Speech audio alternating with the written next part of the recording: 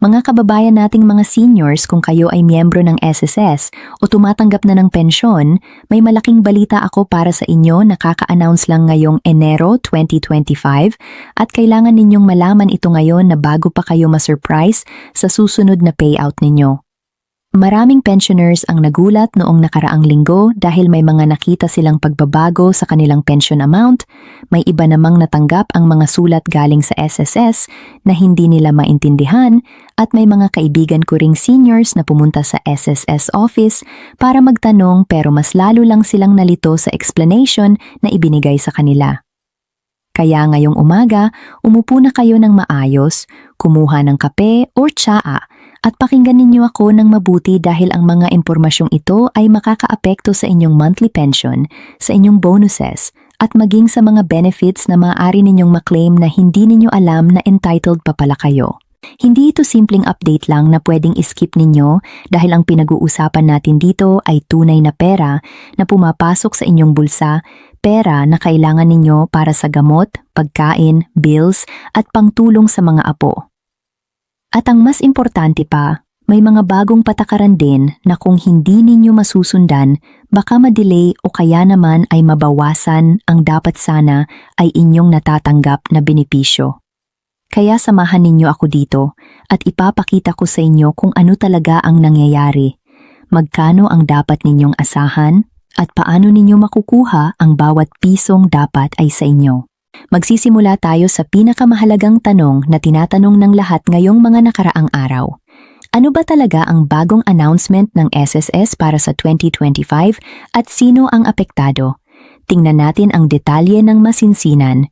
Una sa lahat, nag-release ang SSS ng official circular noong unang linggo ng Enero tungkol sa adjustment ng pension computation base para sa mga retirees na nag-file ng pension claim mula Enero 2025 onwards. Ibig sabihin nito, kung kayo ay magre-retiro ngayong taon o nag-apply pa lang ng pension ninyo nitong nakaraang buwan, ang computation ng monthly pension ninyo ay susundin ang bagong formula na may updated average monthly salary credit na ginagamit. Para sa mga seniors na matagal nang nagre-retire at tumatanggap na ng pension for several years, walang automatic change sa amount na natatanggap ninyo monthly. Pero at saka may importante akong sasabihin tungkol dito mamaya na kailangan ninyong bantayan dahil may possible na adjustments din na maaaring mangyari sa inyong case. Ang average pension ngayon na natatanggap ng karamihan sa SSS retirees ay umiikot sa 5,500 hanggang 8,000 per month, depende sa contribution history ninyo, at itong amount na ito ay hindi pa kasama ang 13th month pension na natatanggap every December.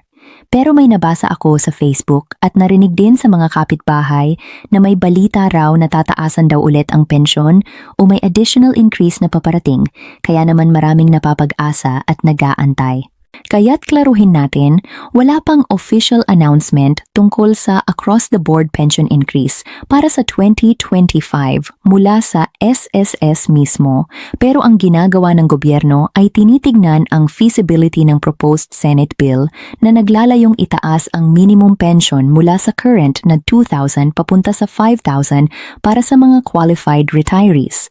Pero mga kababayan, ingat tayo sa fake news dahil hanggang walang official announcement at walang batas na napirmahan, ang lahat ng yan ay proposal pa lang at hindi pa nakaimplementasyon.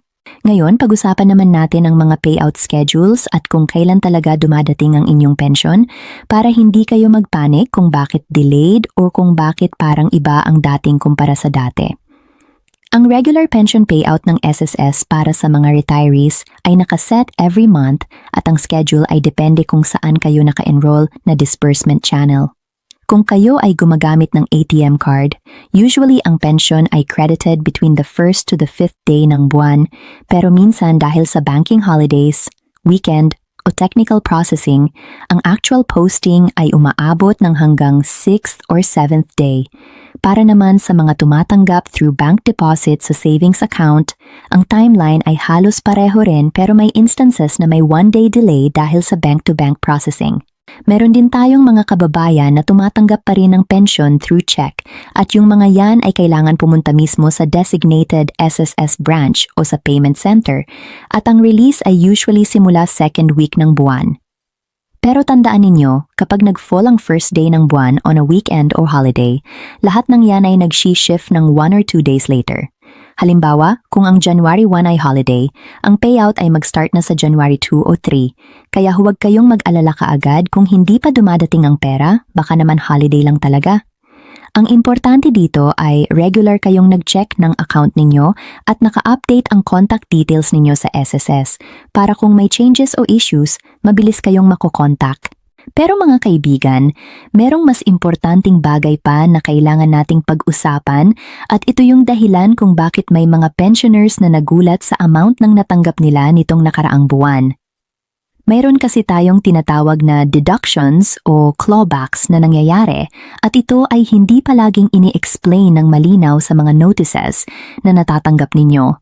Ang clawback ay nangyayari kapag na-discover ng SSS na may overpayment na nagkaroon sa previous months dahil sa clerical error, system glitch o kung may changes sa status ng pensioner na hindi nare-report kaagad.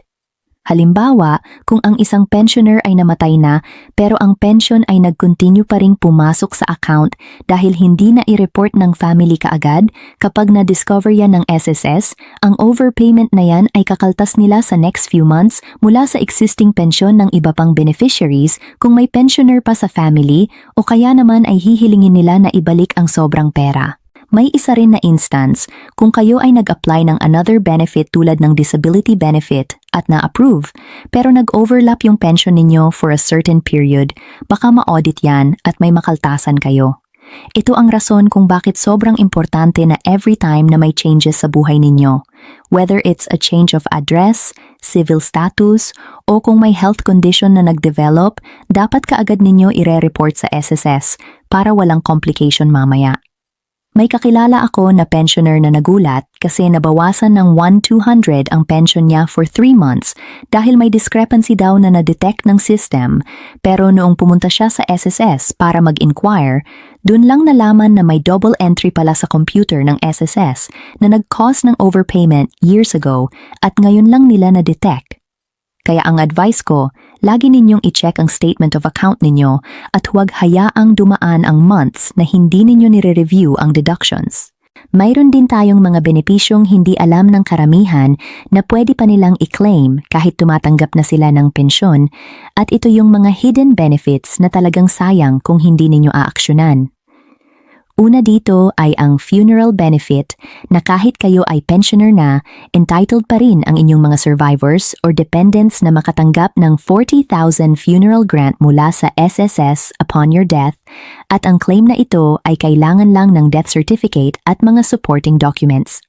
Pangalawa, kung kayo ay may dependents na hindi pa umabot ng 21 years old, o kaya naman ay disabled dependents na walang means of income, pwede pa kayong mag-apply ng additional dependents pension na maaaring umabot ng 1,000 to 2,000 per dependent per month, depende sa computation. Maraming seniors ang hindi nag-file nito dahil akala nila automatic na kasama na sa pension nila, pero hindi po. Kailangan kayong mag-submit ng separate application at supporting documents. Pangatlo, kung kayo ay may existing SSS loan na hindi pa fully paid nung nag-retire kayo, ang remaining balance ay kakaltas monthly sa pension ninyo. Pero alam ba ninyo na pwede kayong mag-apply ng restructuring o payment arrangement kung ang kaltas ay sobrang laki na halos ubos na ang matitira sa pensyon ninyo? Maraming hindi nakakaalam nito at nagtitiis na lang na kumain ng kaunti dahil malaki ang kaltas, samantalang may option naman pala para ayusin ito. Ang susi dito ay communication. Kailangan kayong pumunta personally sa SSS o kaya naman ay tumawag sa hotline para malaman kung ano ang options ninyo. Ngayon naman, pag-usapan natin ang tungkol sa mga tips kapag pupunta kayo sa SSS office. Dahil alam natin na mahaba ang pila at minsan nakakapagod, lalo na para sa ating mga seniors na mahirap ng matagal na nakatayo o nakaupo. Una sa lahat, mag-schedule kayo ng appointment online sa SSS website o sa mobile app nila para hindi na kayo makipag-unahan sa walk-in applicants. Ang appointment system ay ginawa specifically para sa seniors at PWDs na priority lane, kaya gamitin ninyo ito. Pangalawa, Dalhin ninyo lahat ng original documents at photocopy dahil ang usual na nangyayari ay nakakalimutan ang isang dokumento at kailangan pang bumalik sa bahay at yun ang nakakapagod na parte. Pangatlo, pumunta kayo ng maaga sa umaga, mga 7:30 or 8 a.m. dahil yan ang time na kakaunti pa lang ang tao at mas mabilis ang processing. At isa pa, kung kayo ay may kapansanan o hirap maglakad, huwag kayong mahiya na sabihin sa guard or sa information desk dahil may designated assistant sila para sa inyo at priority kayo sa line. May kaibigan din ako na nagbring ng unan at payong kapag pumupunta sa SSS dahil matagal ang proseso at nakatulong talaga ito para komportable siya habang naghihintay. Huwag din kayong mahiya na magtanong ng paulit-ulit hanggang maintindihan ninyo ang explanation ng staff dahil karapatan ninyo ang maunawaan kung saan napupunta ang inyong pera at ano ang status ng benefits ninyo. Tungkol naman sa tax implications, ito ay isang topic na madalas na hindi na pag-uusapan pero importante para sa inyong financial planning. Ang SSS pension ay considered na exempt sa income tax under Philippine law, kaya ang buong amount na natatanggap ninyo ay walang kaltasan na withholding tax at ito ay malaking tulong dahil ibig sabihin ang 6,000 na pension ninyo ay 6,000 talaga ang mapupunta sa inyo. Pero kung kayo ay may ibang source of income tulad ng rental property, business, or part-time work habang tumatanggap ng pension, ang income na yan ay may corresponding tax obligations depende sa amount. Kaya kung kayo ay kumikita pa rin ng additional income, siguraduhin na properly declared ito sa BIR para iwas problema mamaya. Maraming seniors din ang nagtatanong kung pwede pa bang mag-continue ng contribution sa SSS kahit pensioner na, at ang sagot ay hindi na po. Dahil once nag-start na kayong tumanggap ng pension, ang membership status ninyo ay naging retired na at hindi na pwedeng mag-contribute. Pero kung kayo ay gumagawa pa rin, pwede kayong mag-open ng ibang savings or investment vehicles para sa extra income ninyo, tulad ng Pag-ibig MP2 Savings or cooperative na may mataas na dividend. Para naman sa payout strategies kung paano ninyo maaaring ma-maximize ang retirement income ninyo, narito ang ilang practical na tips na ginagawa ng mga matatalinong seniors. Una, huwag kayong gumawa ng malalaking utang o sanglagamit ang pension book o ATM card ninyo dahil maraming predatory lenders ang nagtatak ng sobrang taas na interest at sa huli, ang kalahati ng pension ninyo ay napupunta lang sa bayad ng utang. Pangalawa, gumawa kayo ng monthly budget at i-categorize ninyo ang gastos, food, maintenance medicine, utilities at savings para sa emergency. Maraming seniors ang walang natitirang pera sa katapusan ng buwan dahil hindi budget at pagdating ng emergency tulad ng biglaan sakit o sira ng appliances, wala ng panggastos. Pangatlo, kung kayo ay may mga anak o apo na tumutulong sa inyo financially, pag-usapan ninyo ng masinsinan kung magkano ang fixed na ambag nila monthly at kung paano ninyo ito gagamitin para malinaw sa lahat at walang misunderstanding. Pang-apat, subukan ninyong mag-join ng senior citizen organization sa barangay ninyo dahil madalas may program sila na tumutulong sa mga miyembro through cooperative stores na may discount, free medical missions at iba pang livelihood opportunities. At panghuli, mag-ipon kahit kaunti every month, kahit 200 or 300 lang dahil yan ay makakatulong sa inyo pagdating ng unexpected expenses o para sa regalo sa mga apo during birthdays at Christmas. Mga kababayan, ang buhay ng isang retiree ay hindi madali at ang 5,000 to 8,000 na pensyon ay hindi talaga sapat para sa lahat ng pangangailangan, lalo na ngayong tumataas ang presyo ng bilihin, gamot at utilities.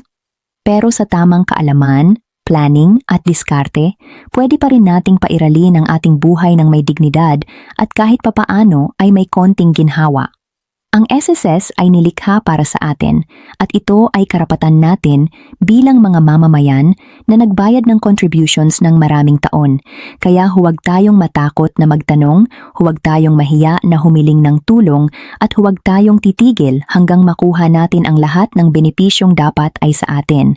Tandaan, kayo ay mga bayani ng pamilya, kayo ang bumuo ng kinabukasan ng inyong mga anak at ngayon ay panahon na para alagaan ang inyong sarili at tanggapin ang tulong na inilaan para sa inyo.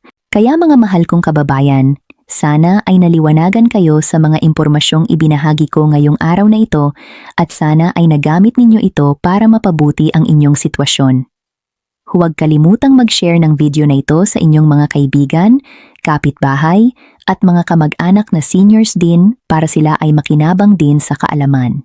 At kung mayroon kayong tanong o karagdagang karanasan na gusto ninyong ibahagi, mag-comment kayo sa baba at tutulungan natin ang isa't isa. Maraming salamat sa inyong pakikinig at hanggang sa muli, ingat lagi at pagpalain kayo ng Diyos.